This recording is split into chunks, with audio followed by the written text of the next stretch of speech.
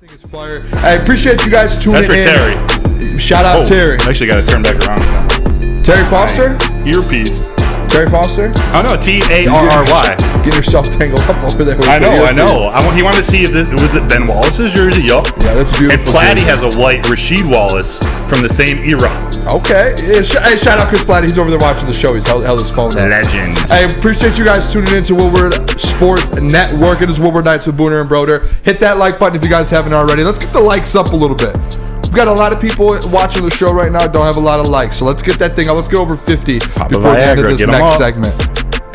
Pistons are at halftime. Let's get a quick update real quick. What are we doing? Nick, do you have an update? Yes, sir. As always, let's go. Cade, big first half, knocking 2 for 2 on threes. He has 18 points. Asar Thompson already with 7 boards and 3 blocks. We are down 47 to 58. Way too many turnovers for these Pistons. Got to clean it up in the second half if we want to stay with this Miami Heat team. Love what I'm seeing out of Cade Cunningham, though. Just cut off the turnovers a little bit. Hey, How about that report? Thank you, Nick, for the studio update for the Detroit Pistons. Appreciate that. Back to the studio. Back to the studio. Appreciate that update from the arena there, Nick. Unplanned, too. Beautiful. You just hit him with it, and he just responded with the mic. Let me tell you about what's going on in the Pistons game. Let me tell you about what's going on in the Detroit Pistons versus Miami Heat. Dude, we could be Greg Kelser and George Blaha. Who's George? We should do that. You know who George Blaha is? I said, who's George? Oh. Booner. Actually, I'll be George. I'll be the legend. Yeah, I'll be Kelser. Okay, yeah, George. 2 legends still. So you're Kelser? Yeah, even though I went to Michigan We State. should do a skit like that one time. I got ideas. We do it right here. Yeah, maybe. Yeah, maybe we'll do that. All right, let's get into it, baby. Let's go. Hey, shout out the Pistons. Shout out. NFC North.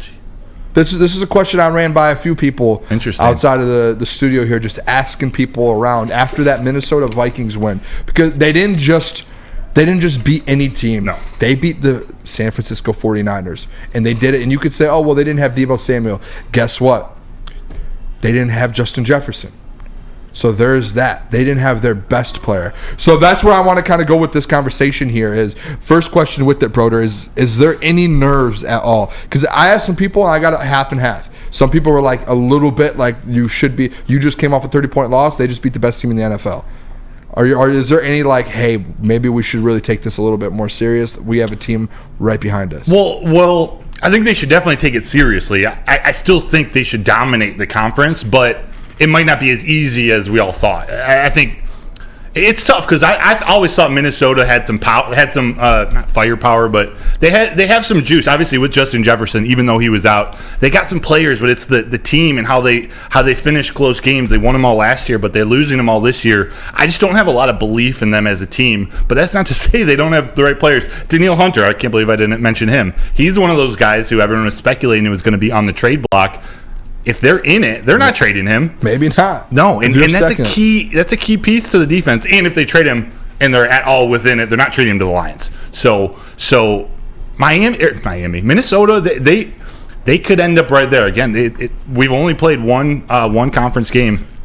Or one division game, excuse me. So we'll see. Yeah, because if you think about it, you play a Raiders team who has pieces, and it's like you said, it's not going to. It might not be like just a walk in the park versus the Raiders. Say the Detroit Lions drop the Raiders game. Say they drop the Chargers game because that's on the road. That's a tough game. And then the Vikings win their next 2 games. The division's tied. It's that close. You're 2 games away. It's a 2-game lead. Now I think they go in and win Monday and pull away. But if the Vikings keep winning, they're just going to sit there 2 games behind. And guess who you play 2 out of the 3 last games? The Minnesota Vikings. Yeah. So it could be in a position to where you're only 2 games ahead, and going into week 15, it would be week 16. Mm-hmm. And say you're 2, maybe 3 games ahead, you have to go out there and win football games. And I would rather – we had a conversation. We did a whole segment weeks ago about what week will the Detroit Lions win the NFC North. And I believe me and you both kind of came on like 13, 14, maybe even 15. It was like a little earlier than you would normally, a division winner normally would. So that's where I'm a little bit like – maybe it's not going to be week 14 or 15. Maybe it's going to actually end up being that Vikings game that you have to go win to win the division. And that's a big win to beat the 49ers, which I chalked up as probably a guaranteed loss on their schedule. That's huge because I don't know where they're ranked. I didn't check this before, but the Vikings got to be pretty close to the Lions in terms of toughness of schedule. The Lions are by far the hardest team they're playing, but they got coming up: Falcons, Saints, Broncos, Win, Bears, win. Raiders. Bengals are playing better, but you don't know what they're going to be like. Lions, Packers, Lions. So it's the Packers, the Bears, and the Lions. I don't think they're good teams, but they have pieces that allow them to beat anybody on any given night, which any NFL team can. But I think they're a little more serious than the Cardinals, who have beat some teams. They beat the Cowboys. It's just a weird feeling. I don't know who to fear more. I don't fear anyone, but which one could sneak up on you and steal a game or two? I mean, the Vikings could win their next 5. Those are all winnable. They might be favored in their next 5 games. They could win out until the Bengals, maybe. They're favored, I think, already versus the Packers. They potentially could be versus the Falcons, depending. Falcons and Saints up in the air, but those are winnable games for them. Yeah.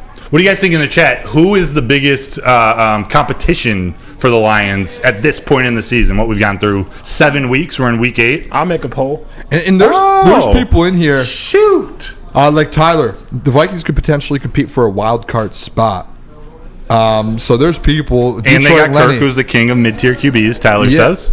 Detroit Lenny, Lions need to keep winning because the Vikings aren't going anywhere. Yeah. What teams you want, Broder? Packers, Vikings, and Bears. All right. What's that, Nick?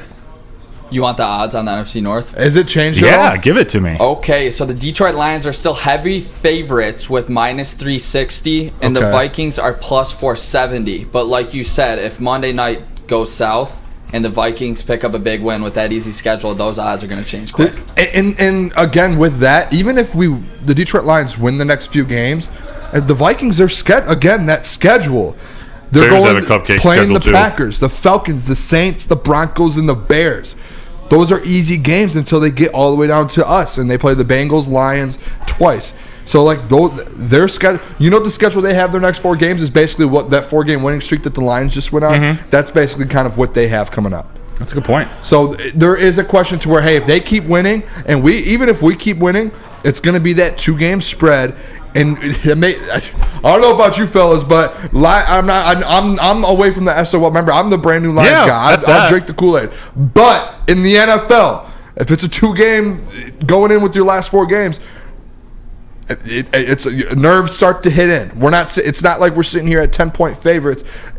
You're sitting there. It's like a 2.5-point favorite game where it's a pick 'em. Who do you fear? That's how I look. The Vikings. Vikings in the they're the only ones I think. I don't like the Packers. Jordan Love's trash. Bears trash. They don't even know who. They just had a Division II quarterback. Shout out D2 Saginaw Valley, but they just had a D2 quarterback come in and play better than their first-round draft pick. That was supposed to be their dude. So I don't care about them. It's just the Vikings.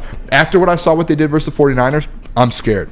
Hey. A little bit, not a lot. I still believe in this team. Yeah, I want to get this out here. I'm not afraid of the Vikings at all on my side. I know they have some dangerous pieces with Justin Jefferson if he comes back healthy and that offense explodes the way Addison's been playing. But I have 100% faith in this Lions team that they're going to win the next 4 games against the Raiders, the Chargers, the Bears, and the Packers and bounce back from that big Ravens loss. I want that clear too. I think the Lions are going to get it done. Like I've been very vocal on that. This is the best team, one of the best teams in the NFC still. Mm-hmm. But there is still that. Hey, Vikings are right there. Be careful a little bit. They're playing for home field advantage. They're playing for playoff positioning. These games, every single game matters, even if we think they're winning 13, 14, 15? No, 14 games, 13. Up there. Jalen, what you think? Who you fear the most in the NFC North? The Vikings, the Packers, the Bears. Nobody. Who am I scared of? Jordan Love?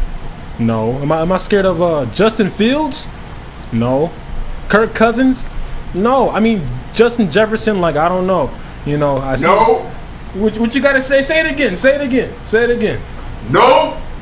He doesn't fear anybody either, he says. Who are we scared for? I just don't. Or who do you think gives the most competition? Who could push the Lions? I don't think it's scared is the right word. Probably the wrong word. I'll say the Vikings, but in all unbiasedly, to be truthfully honest, nobody.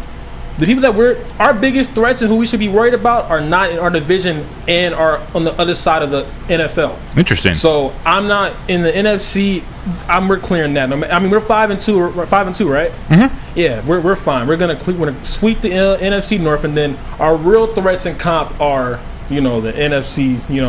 was it South or whatever, stuff like that. I'm not worried, man. Oh man, some of these comments. Yeah, I'm not gonna read those out loud, but some of those are funny. I heard you giggling. I knew there had to be something in there, crazy. Stevie. Do you guys remember last year though? Like the Vikings, what was it? 13 one-possession games or 12? I can't remember the exact number, and they won every single one, undefeated. Never This lost. year, Buccaneers 20-17 one-possession game. Eagles one-possession game, loss. Chargers one-possession game, loss. Started the season off last year. They didn't lose 1-1. They were undefeated in one-possession games. They started the season off 0-3 in one-possession games. And then they beat the Panthers. Another one-possession game versus the Chiefs. Lost. All 4 of their losses, one-possession games. That's the difference from last year to this year. We knew last year the Vikings were fraud.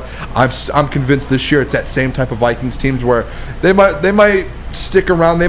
Some people said in the chat, they might go for a wild card spot. But they're still frauds. They'll lose the first round just like they did last year. You can't trust the purple. No, you can't. You can't. You can't. Not Skull. Hot take. I don't like the Pistons uniforms. What are these ones called? I think it's a statement hate 'em. jersey. The city? What are they? The I city think statement. I think it's Yeah. a statement. I don't like them. And what I really meant to ask was, do the Phoenix Suns, are they sponsored by UWM too? Like the Pistons got UWM here. I don't think so. Now the No, owner they're of an not. opposing They're team. not. They They're have a not. different patch on. The Suns do. I see what you're saying. It's like if the Pistons were sponsored by Quicken Loans. Like Yeah. something seems a little weird. No, I don't Weird. think they should switch that though. Yeah. Maybe I should. No, I'm not gonna actually say that where I work out loud. But I was about to say something, but I won't do that. Don't. All right, let's go to break then real quick. When we come back, 9 o'clock. Ooh, this is I'm trying to go 4 for 4 here. Booner questions? Booner questions. I brought one. This one's Booner interesting. I hope it breakdown. doesn't make people mad. What I want to tell people about all these questions that I bring up is, It's meant to get the people going. yes, It's I meant to be truly- provocative. If there's anyone, I think it's a network or anywhere in Detroit, you guys see me drinking the Kool-Aid after wins. I am all in on this football team. But one thing I've learned being in this profession is look at the other side, ask questions, get a feel for it. yeah. I'm all about brand new lines. And I'm all about, let's not talk about SOL, but there are questions, and I've learned that. So I'm bringing another question. The first 3, they were not negative, but they were on the other side of the fence, or how do you want to say that? Is that good? Did I say that? Yeah, I actually didn't hear what you were saying. I was looking at you, but I was totally looking right through you because I thought of another acronym for BNL. What's that? Booner never loses. Booner never. Oh!